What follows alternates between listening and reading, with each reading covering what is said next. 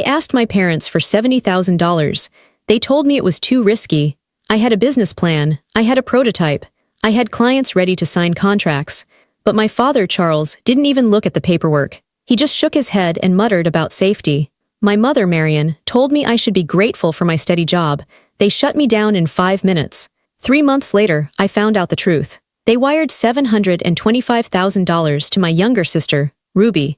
They gave her almost $750,000 for a vague idea about a luxury party planning business. They didn't ask her for a plan. They didn't ask her about clients. They just handed her the check because she wanted it. That was the moment I stopped crying. For my whole life, I thought I just had to work harder to be seen. I thought if I was smart enough, or successful enough, they would finally look at me the way they looked at her. But looking at that bank transfer, I realized something that broke my heart and saved my life at the same time. The risk wasn't my business. The risk was me. Before we dive in, make sure to like this video, subscribe to the channel, and drop a comment below telling me, where in the world are you watching from? Our house in Austin was the kind of place people slowed down to look at. It was a big, 2-story brick house with a wide white porch and a lawn that was always cut to the exact same height. We had big oak trees in the front yard that cast long, cool shadows in the summer. From the sidewalk, it looked like the perfect American home. It looked safe. It looked warm. It looked like the kind of place where a happy family lived. But inside, the air was different. I learned very early on that our family had a center of gravity. That center was not my father, Charles, and it wasn't my mother, Marion. It certainly wasn't me. The entire house, the schedule, the mood, and the money revolved around my younger sister, Ruby. Ruby was 2 years younger than me. She was loud, bright, and demanding. She had a way of walking into a room and making everyone look at her. If she was happy, the house was happy. If she was upset, the house was a war zone. My parents spent their entire lives trying to keep Ruby happy. My role was different. I was the easy one. I was the one who didn't cause trouble. I was the one who did my homework without being asked. I was the one who fixed my own snacks and tied my own shoes. For a long time, I thought this was a good thing. I thought my parents were proud of me for being responsible. But as I got older, I realized that responsible was just a nice word for ignored. My mother had a favorite phrase for me. It was a phrase that sounded like a compliment, but felt like a door closing in my face. "You're independent, Lena," she would say. "You'll manage." She said it when I fell off my bike and scraped my knee. She said it when I was struggling with math homework. She said it when I was lonely. "You'll manage." It meant, "Don't ask us for help. We are busy with Ruby." I remember one specific Tuesday when I was 10 years old. It was raining. I was sitting at the kitchen table, trying to finish a history project. I had been working on it for 3 days. I had built a small model of a Pioneer wagon out of popsicle sticks and fabric scraps. I was proud of it. Mom was at the stove stirring pasta sauce. Ruby was in the living room, watching TV. "Mom," I said, "come look at my wagon. I made the wheels turn." Mom didn't turn around. "That's nice, Lena, just keep the glue off the table." "But look," I said, "it really works." "I'm busy with dinner," she said, her voice tight. A second later, Ruby yelled from the living room, "Mom, I can't find the remote." Mom dropped the spoon. She turned off the burner. She walked immediately into the living room. I heard her voice change. It went from tight and stressed to soft and soothing. "It's okay, honey," Mom said. "Let's find it together. Did you look under the cushion?" I sat there at the table, spinning the little wheels on my wagon. I realized then that my hard work wasn't worth as much as Ruby's minor inconvenience. The gap between us got wider as we got older. The most painful moment happened when I was 16. I had started teaching myself how to code. I used the old family computer in the den. I loved the logic of it. I loved that if you typed the right commands, the computer did exactly what you wanted. It was fair. It followed rules. It was the opposite of my family. I found a summer coding camp at the University of Texas. It was a 2-week program for high school students. It was perfect. I printed out the brochure and highlighted the dates. The cost was $500. I knew we had the money. Dad had just bought a new set of golf clubs, and Mom had been shopping for new curtains. $500 was a lot for a teenager, but it wasn't a lot for my parents. I prepared a speech. I practiced it in the mirror. I wanted to show them I was serious. I walked into the living room on a Friday evening. Dad was reading the paper. Mom was looking at a magazine. "Mom, Dad," I started. "I found this program for the summer. It's for computer science. It's really important for my college applications." I handed the brochure to my dad. He glanced at it for 2 seconds. "Coding?" he asked. He made a face like he had tasted something sour. "That's a lot of time indoors, Lena. It's summer. You should be outside." "I like it," I said. It's what I want to do. It costs $500. My mother looked up. 500. That's steep, Lena. We have a lot of expenses right now. But it includes lunch and all the software, I explained. And I can get a head start on AP classes. I don't know, Dad said, handing the brochure back to me. It seems like a waste of money for a hobby. Why don't you get a summer job instead? Save up for it yourself next year. Next year I'll be too old, I said. My voice was shaking a little. Please. This is important to me. We said no, Lena, Mom said firmly. We can't just throw money around. You need to learn the value of $1. You're independent. You can figure out another way to learn. I felt the tears pricking my eyes, but I didn't let them fall. I nodded and walked out of the room. I went upstairs and threw the brochure in the trash. I felt foolish for asking. I told myself they were right. $500 was too much. I was being selfish. 2 weeks later, Ruby came home from school with a flyer. She was 14. She had decided just that morning that she wanted to be an actress. She had never acted in a play. She had never memorized a line. But she wanted to go to a teen acting retreat in New York City. The retreat lasted 10 days. It included airfare, a hotel stay, and workshops with real Broadway coaches. The cost was $12,000. I was in the kitchen when she showed them. I expected Dad to laugh. I expected Mom to give her the speech about the value of $1. I expected them to tell her to get a paper route. Ruby slammed the flyer onto the counter. I have to go, she announced. This is my destiny. All the famous people start this way. Dad picked up the flyer. He didn't make the sour face. He looked interested. New York, he said. That's a big trip. I need it, Ruby said. If I don't go, I'll be behind everyone else. Do you want me to fail? Mom looked at the price tag. She blinked, but she didn't say no. It is a great opportunity, Mom said softly. And you have always been so dramatic, Ruby. Maybe you have a gift. I do have a gift, Ruby yelled. I just need a chance. They talked about it for 20 minutes. They didn't talk about the money. They talked about which suitcase she should take. They talked about how safe the hotel was. They talked about how exciting it would be to have an actress in the family. By dinner time, Dad had his credit card out. We'll make it work, Dad said, patting Ruby's hand. It's an investment in your future.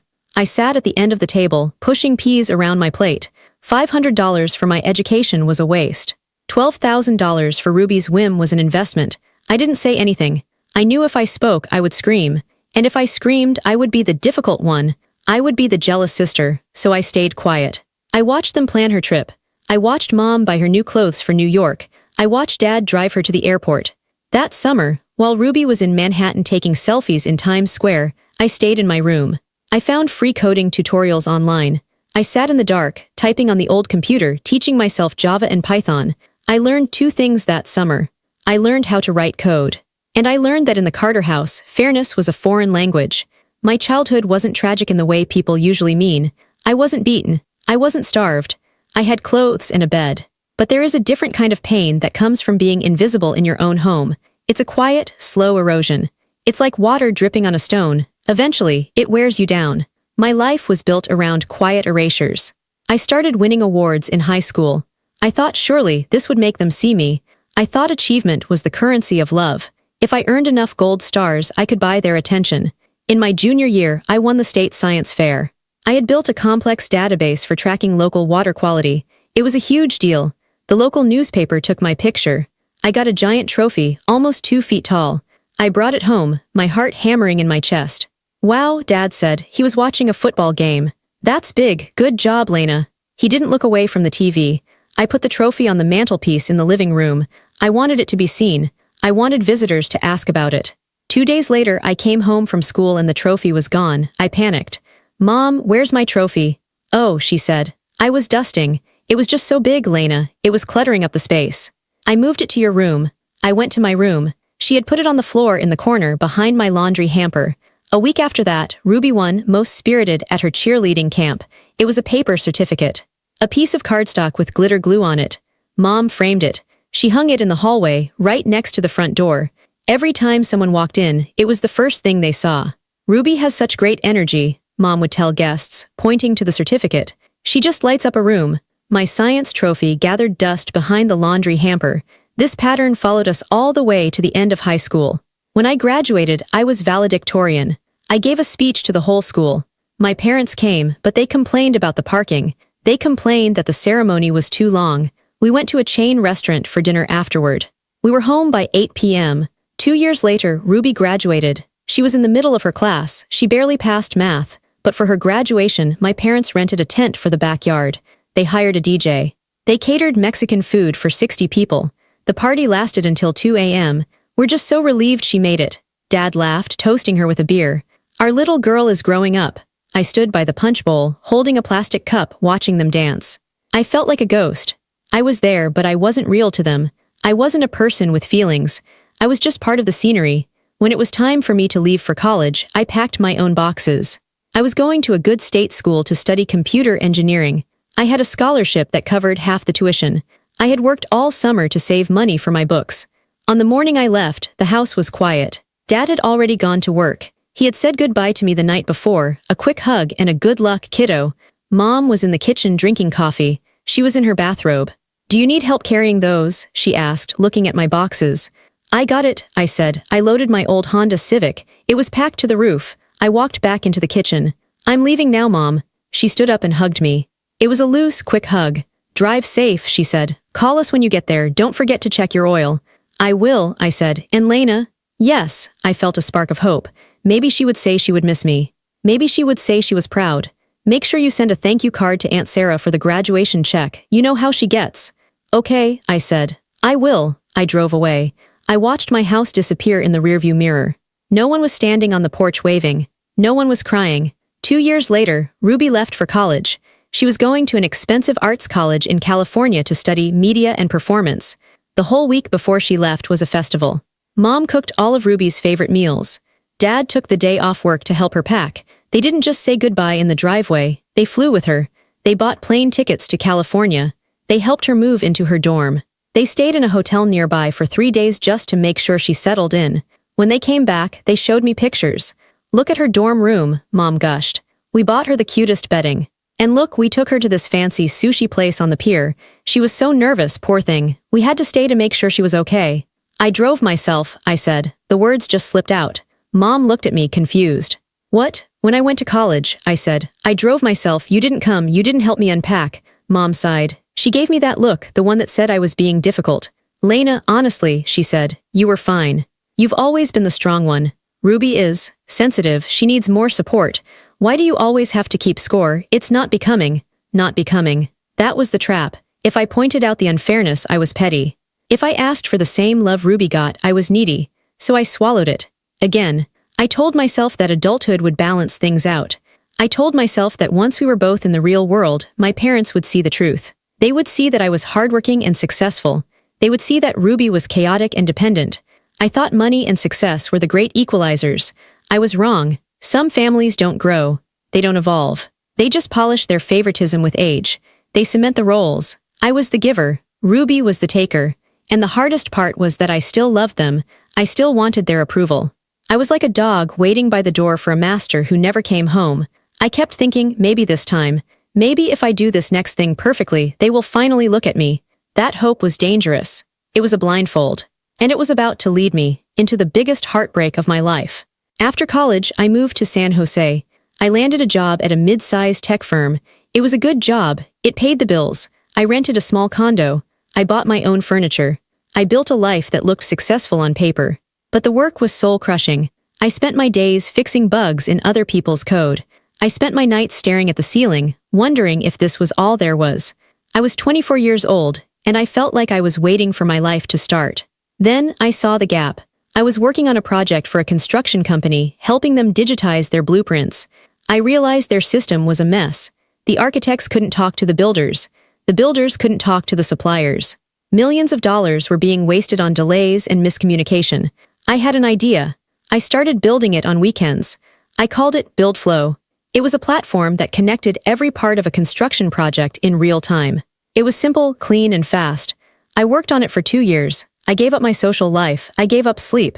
I drank cheap coffee and ate instant ramen. My team was tiny.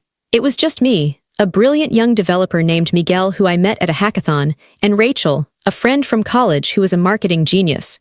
We worked out of my living room. Miguel sat on the floor. Rachel sat at the kitchen island. This is it, Lena, Miguel told me one night. This code is solid. It's better than anything on the market. Rachel had been making calls. I have 8 clients, she said, her eyes wide. 8 mid-sized construction firms. They've seen the demo. They want in. They are ready to sign contracts. We crunched the numbers.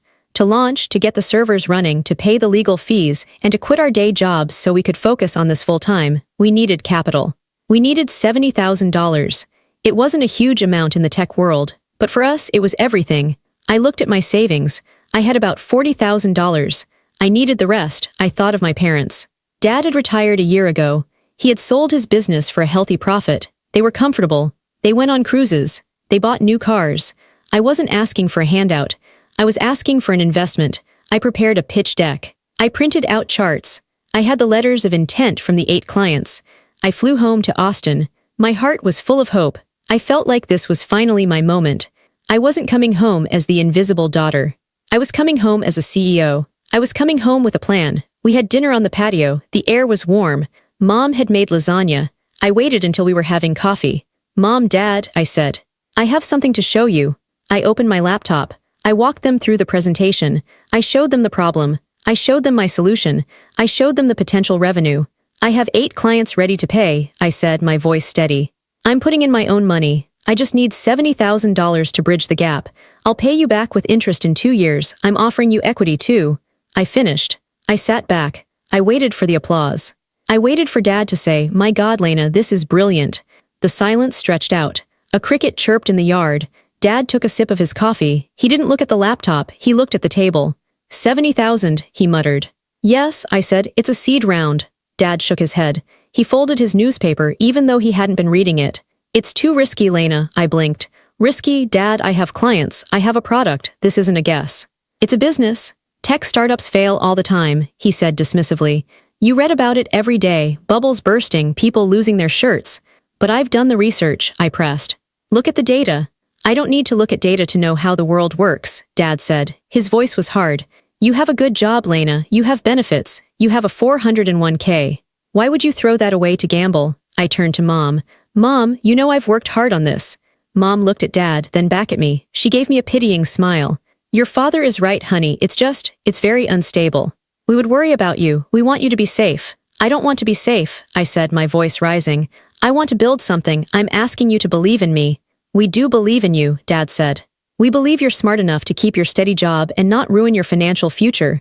So the answer is no, I asked. The answer is we're not going to help you make a mistake, Dad said. No, I closed my laptop. The click sounded like a gunshot in the quiet night. They didn't ask a single question about the software. They didn't ask about Miguel or Rachel. They didn't ask about the clients. They just saw me, and they saw failure. I flew back to San Jose the next morning. I felt hollowed out. I felt small. I told myself they were just conservative with money. I told myself they were old-fashioned. They were protecting their retirement. I couldn't blame them for being careful. I tried to forgive them. But 3 months later, the phone rang, and forgiveness died. It was a Tuesday evening. I was sitting on the floor of my apartment, surrounded by paperwork. I was trying to figure out how to get a bank loan. I had been rejected by 3 banks already because BuildFlow was too new. My phone buzzed. It was Mom. I picked it up, trying to sound cheerful. Hey, Mom.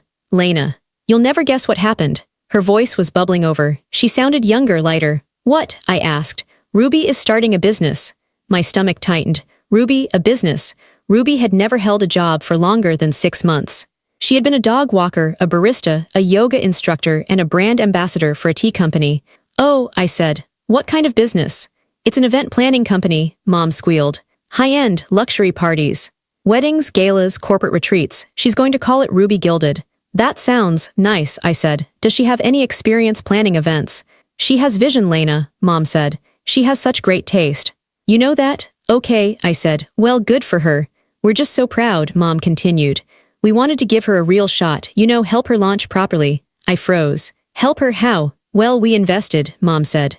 She needed some capital to get started. My hand gripped the phone tighter. How much capital, Mom? Oh, she said vaguely. Enough to get set up. How much? I asked again. My voice was cold. There was a pause. Well, we wired her the money yesterday. It was $725,000. The world stopped. The air left the room. 700. I couldn't finish the sentence. 25,000, Mom finished for me. She needed an office, Lena. You can't meet luxury clients in a coffee shop. She found this beautiful space downtown. And she needed a company car, to look professional. She leased a BMW X5. And the inventory. She had to buy all these linens and vases and, well, it adds up. I felt like I was going to throw up. $725,000. They had given her $750,000. Did she have a business plan? I whispered. She has a mood board, Mom said defensively. It's very visual, it's stunning. A mood board, I repeated. She's going to be great, Mom said. She just needed a boost. We're investing in her future. You told me my business was too risky, I said. My voice was shaking so hard I could barely speak. I asked for $70,000. I had contracts. I had code. You said no. You said it was gambling. That's different, Mom said quickly. Tech is confusing, it's volatile. People understand parties, Lena. Everyone needs parties, it's a safer bet. It's not safer, I said. It's Ruby. Don't be jealous, Mom snapped. Her tone shifted instantly. I knew you would be like this. Why can't you just be happy for your sister? She's finally finding her path. I'm not jealous, I said. And I realized it was true. I wasn't jealous. I was devastated. You gave her a fortune for a mood board, I said, and you wouldn't give me a dime for a proven product. You have a job, Mom yelled. Ruby didn't have anything. She needed us. You are stable, Lena. Why do you always want what she has? I don't want what she has, I said. I wanted you to believe in me. We do, she said, but the words were empty. I have to go, I said. I hung up the phone. I stared at the blank wall of my apartment. I finally understood. It wasn't about the money. It wasn't about the risk. It wasn't about the economy. It was about how they saw us. They saw Ruby as a star that needed to be polished, protected, and funded. She was potential. They saw me as a mule. I was the one who carried the load. I was the insurance policy. If everything went wrong, Lena would be fine. Lena would survive. Lena didn't need help. They didn't fund my dream because they didn't think I needed a dream. They thought I just needed to work. I stood up. I walked to the mirror in the hallway. I looked at my face. I looked tired. I looked pale, but behind the tiredness I saw something else. I saw anger, not the hot, screaming anger of a child. This was a cold, hard, quiet anger. It was the kind of anger that burns down a forest to let new trees grow. They had made their choice. They had placed their bet on Ruby. I looked at my reflection and made a promise. Fine, I thought. You think I'm independent. You think I'll manage. Watch me.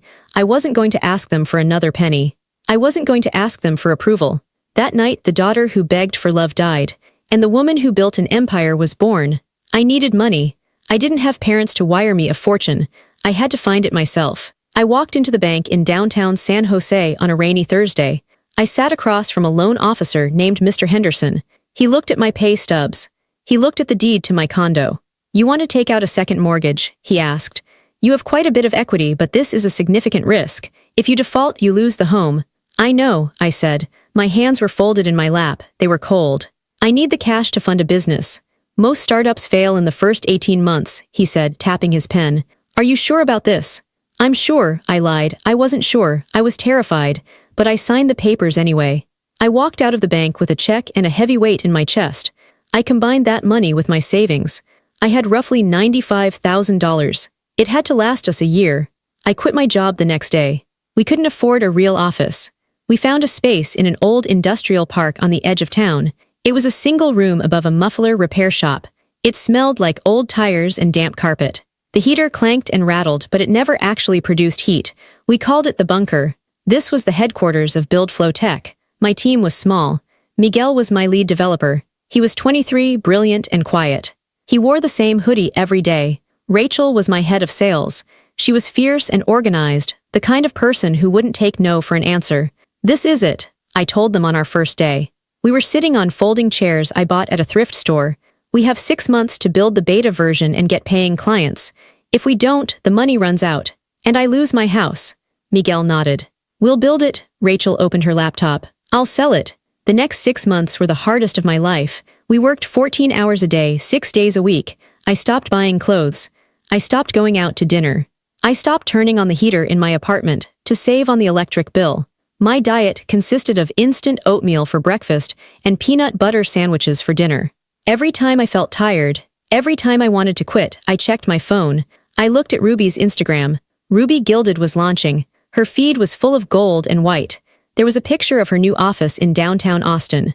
It had floor-to-ceiling windows, cream-colored sofas, and a custom neon sign that said "Dream Big." There was a video of her team, 3 assistants who looked like models, toasting with champagne at 11 a.m. on a Tuesday.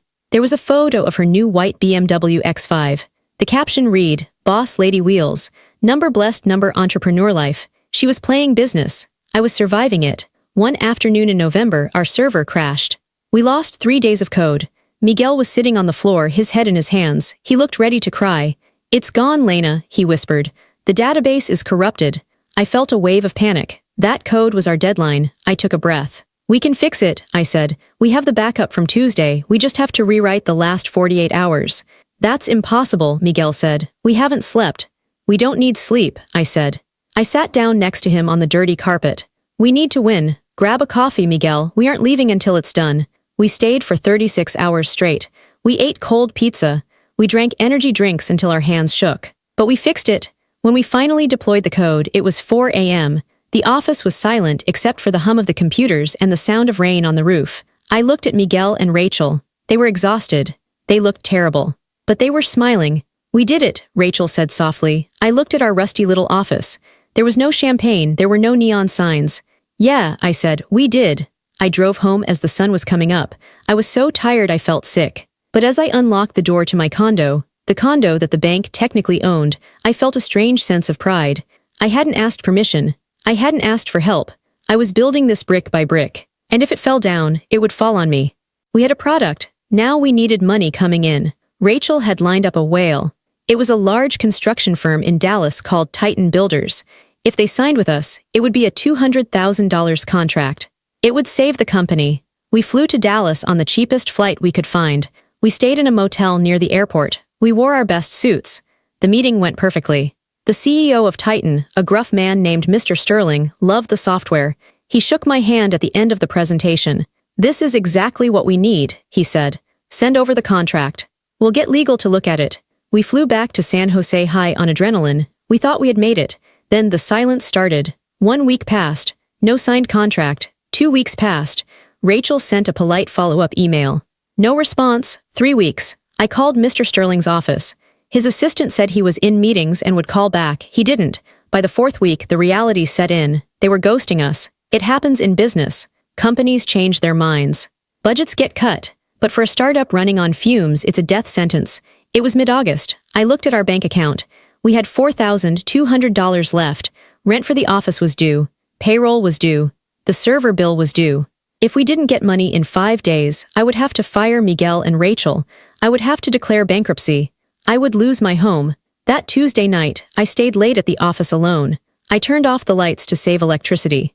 I sat in the glow of my monitor, staring at the numbers. $4,200.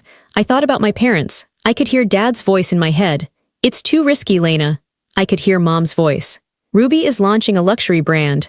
I put my head down on the desk. The cheap laminate felt cold against my cheek. I didn't cry. I was past crying. I was just numb. I felt like I was drowning in slow motion. I started drafting the email to Miguel and Rachel. The email that said, "I'm sorry, it's over." My finger hovered over the send button. Ping. A notification sound cut through the silence. A new email landed in my inbox. It wasn't from Titan Builders. It wasn't from a bill collector. Subject, inquiry regarding pilot program from Sacramento General Contractors. I opened it. My hands were shaking. "Dear Lena, we saw your demo online last month. We've been looking for a solution to manage our supply chain for a new hospital project. Your software looks like a good fit. We'd like to start immediately with a pilot program. We are authorized to pay the upfront annual fee of $45,000 if we can start by Monday." I read it twice.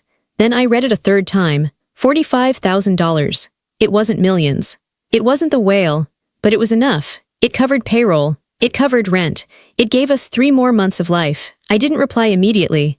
I stood up. I walked to the window and looked out at the dark parking lot of the muffler's shop. I realized that I didn't need a miracle. I just needed a chance. I replied to the email. "We would be thrilled to partner with you. I will send the invoice tonight." 10 minutes later, I got the notification. Payment received. $45,000. I called Miguel and Rachel. It was 11:30 p.m. "Don't come in tomorrow morning," I said. "Is it over?" Miguel asked, his voice full of dread. "No," I said, and I let out a laugh that sounded a little crazy. "We just got paid. Meet me at the office at noon. We're having a party." The next day, we sat on the floor of the office. We didn't have champagne. We ordered 3 large pizzas and a 2-liter bottle of Coke. "To Sacramento," Rachel said, raising a paper cup. "To survival," Miguel said. "To doing it our way," I said. We ate the pizza. We laughed until our stomachs hurt. That $45,000 was the seed. From that pilot program, we got a referral, then another. Then Titan Builders finally called back 6 months later.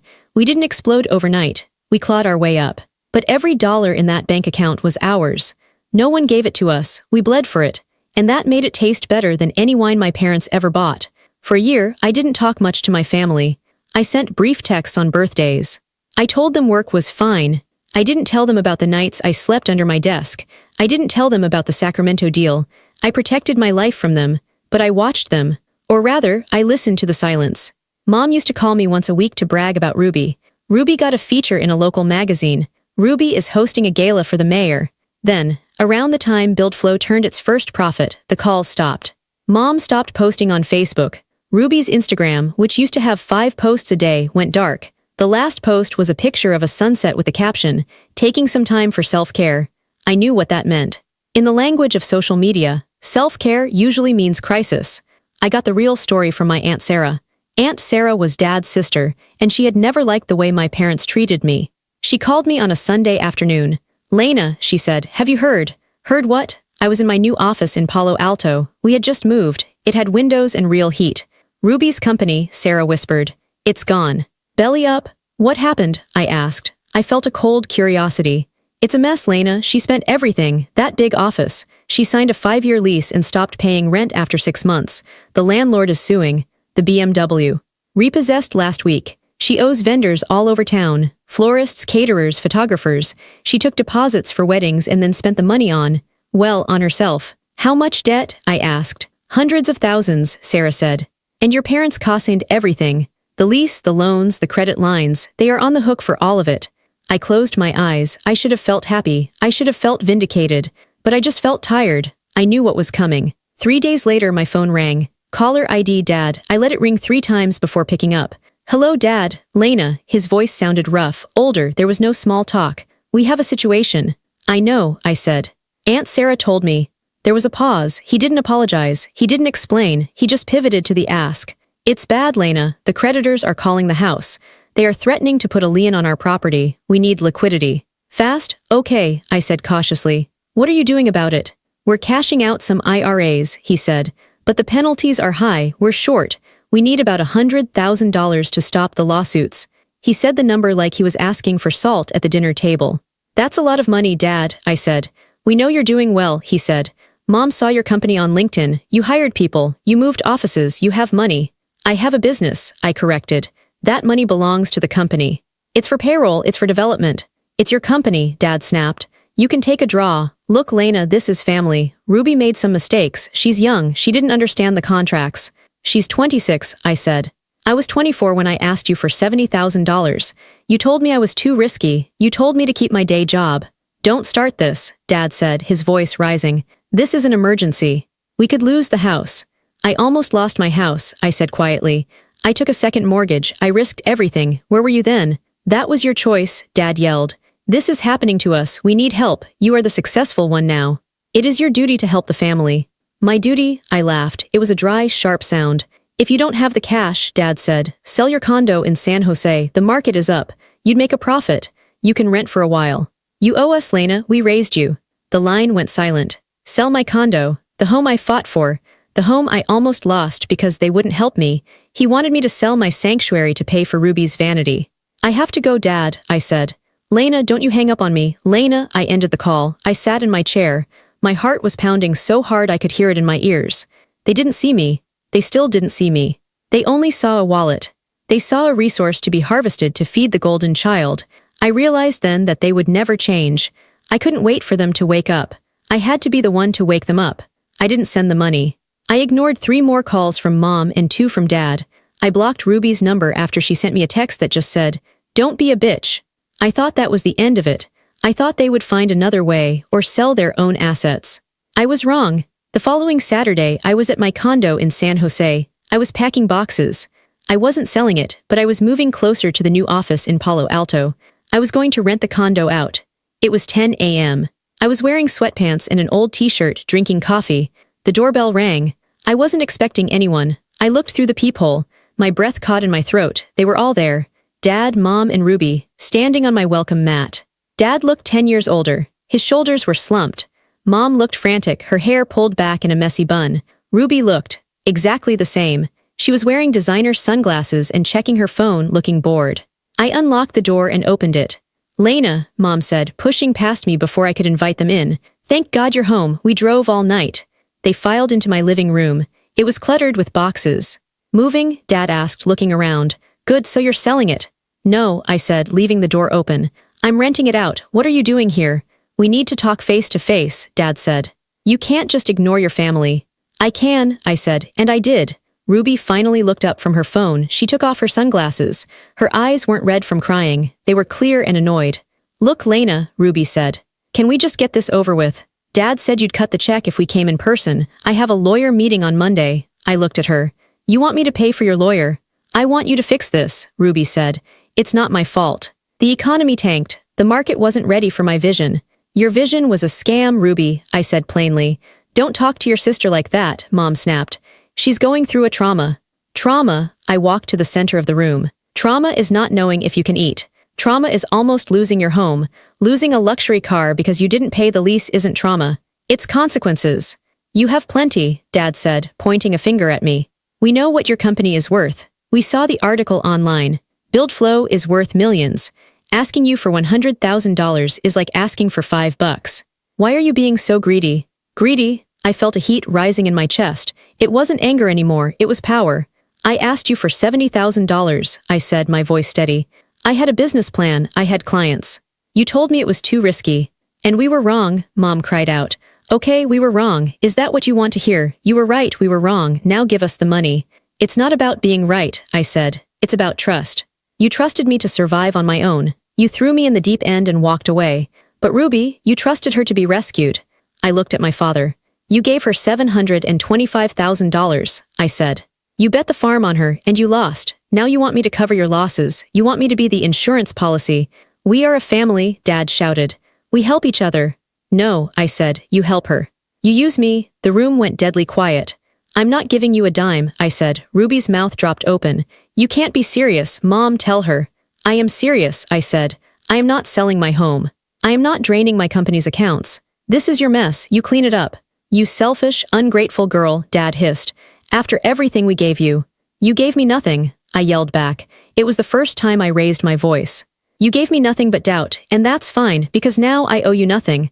I walked to the front door and opened it wide. The morning sun streamed in. "Get out," I said. "Lena," Mom pleaded, her voice breaking. "Please. We'll lose the house." "Then you'll have to move," I said. "It's risky, owning a big house. Maybe you should downsize, you'll manage, you're independent." I used her own words. The words she fed me for 20 years. Mom went pale. She understood. "Come on, Marion," Dad said, his face red with rage. "She's dead to us." "Fine," I said. They walked out. Ruby bumped my shoulder as she passed, muttering a curse word. I watched them walk to their car. It wasn't a BMW anymore. It was Dad's old sedan. I didn't slam the door. I closed it gently. Click. The lock slid into place. It was the loudest, most beautiful sound I had ever heard. I stood in the hallway for a long time. I waited for the tears. I waited for the guilt. I had just kicked my parents out of my house. I had refused to save them from financial ruin. I should have been a wreck, but my hands weren't shaking. My breathing was slow and deep. I walked into the kitchen and poured the rest of my coffee down the sink. I didn't want it anymore. I felt light. For my entire life, I had been carrying a backpack full of rocks. Rocks labeled guilt, duty, hope, approval. I had been carrying them up a mountain, trying to reach a summit where my parents would finally high-five me. I just realized the summit didn't exist. And I could put the backpack down. I sat on the floor among my boxes and smiled. 6 months later, BuildFlow Tech moved into our permanent headquarters in Palo Alto. It was a beautiful space. We had an open floor plan, glass conference rooms, and yes, a really good coffee machine. I had a team of 40 people now. Miguel was my CTO. Rachel was the VP of sales. On a Tuesday morning, I sat in my office overlooking the hills. I was reviewing our quarterly earnings. We were up 200%. I Googled my parents' names. The house in Austin was sold. The listing said sold below asking price. I dug a little deeper. They had moved into a 2-bedroom condo in a retirement community on the outskirts of Houston. It wasn't a mansion, but it was safe. They were fine. Ruby's social media was still quiet. I heard from Aunt Sarah that Ruby had to get a job. She was working as a receptionist at a dental office. She hated it. She has to answer phones all day, Sarah told me, laughing. And she has to wear scrubs, no more Gucci. I didn't laugh. I didn't feel mean. I just felt neutral. Ruby was finally learning the lesson I learned at 16. She was learning that the world doesn't bend for you just because you want it to. I closed the browser tab. I went back to my spreadsheet. I thought about the word risk.